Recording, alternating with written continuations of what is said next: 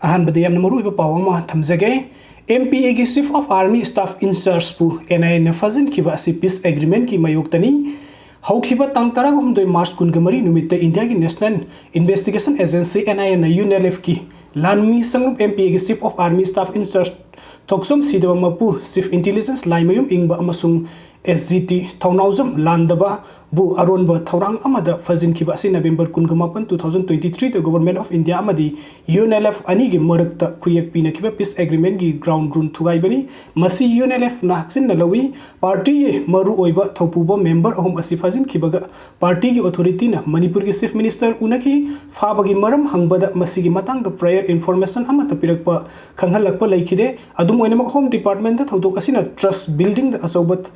थाजदबा अमा ओइरे हाइना हाइख्रे हाइना थमलकी अदुगा मखाताना मसी मसु हाइरकी मदुदे केस असि इंटर स्टेट केस अमनी हाइना NIA ना हाइबना मसीगी मतंग CM न करिसु तौबंगमदे अदुबु अथुबा मतमदा बेल आउट तौनबा सेंटर द अंगंबा थाक्ता होटनगिनिसु हाइरकी NIA ना हायर अथॉरिटी अमदी गवर्नमेंट ऑफ इंडिया के मरुओइबा अथॉरिटी सिंगा थौदोक असिगी मतंगदा पाउ फाउनकी मरम अदुना मेंबर अहुम असि NIA की खुत्ता लैरे हाइना NIA ना खंगलखी फजन खिबा थौदोक असिगी मतंगदा पार्टी की अथॉरिटी की वरी सानबगी वफम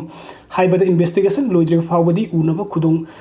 साखिरोय हाइबा वफम असि थमलकी इंटेलिजेंस ब्यूरो IB की मिहुत का उनदुना मखोइगी नकलदगी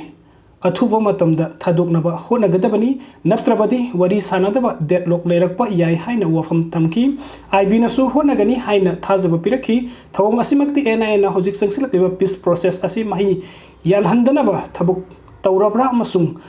मिफासी यामना मोटिवेटेड ओइबा एक अमनी हाइना खलोइदबगी मरम लेते मरम असिना अथुबा मतमदा फजिनखिबा MPA की COAS इंचार्ज चीफ इंटेलिजेंस अमसुंग लानमी SGT TS लांदबदा सिरब युमफम याउदबा सारसिंग अदु लौथोक्तुना खुदक्ता थादोरक नबा गवर्नमेंट ऑफ इंडिया की माइकई द UNLF ना खंगली खंगनजरिबा चाराइरोंगबा थोक्सोम मीडिया कोऑर्डिनेटर DOP UNLF कंगला मार्च 17 2024 अदुगा मथंगी अपडेट असना कुकी नुपी सिंगना सेंगदोरबली वफम तराइना लौते लिसिंग थासी की तंगतारा का तरुक तलेंगांग पुपी विलेज तमैते सिंगी ओइबा लाइगी थौरम लमता थांगजिगी सरुई खांबदा लाइगी पोलम सिंग तदबुंग अमदि अकोइबगी कुकी सिंगनि यामना उस थौइदबगी मवंगदा येखाइ थुगाइबगी थौंग सत्थखिबदु लिसिंग जिरि यामना हक्सिंगा लौबगा लोइना अकन मवंगदा यानिंगदबा पोंगदुगी हाइना एल रंजन मितेगी सेरोल अमन हाइरि सेरोल असना मखा तारेबदी हाइरिबा थौंग असि कंबाइंड वुमेन सोसाइटी कोबा तदबुंग मुखुंग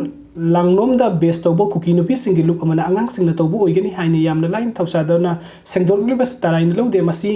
अंगांगना तौबो नत्ते हाइबसी वीडियो फुटेज ता लोइन उनरबंग हक्तनी मतंग असदा कलेक्टिव बॉडी कुकी इनपी केसो ना सिंगबा तुमिने येंगदुने लेबेगी मरम करिगिनो ममांगदा कुकी की मयोग तौबा थोक अमा थोकलकपदा हाइरिबा बॉडी एनएसी यामना एक्टिव ओइदुना लाखिबनी हौजिक हौजिक जिरिदा कंगलुप कयामुकना पुनसिनदुना पीस प्रोसेस अमा कना संगसिनदुना नॉर्मल सी लाखनबा होनरिबा मतम असदा असिगुमा मितै सिंगी सेंटिमेंट सोकदबा थबक थौरम अमा कुकी सिंगना सथरकपा असि पीस पामदबगी खुदम अमनी हाइना लौदबा ngamde करिगुमा कुकी सीएसओ सिंगना तौबो ओइरबदि अथुप मतमदा सीएसओ सिंग अमदि थौदोक अदुदा चेनरबा सिंगना मियाम खंगना सिंगदोरकदबनि नत्रबदि सेंटिमेंट सोकलबा मितै मियाम की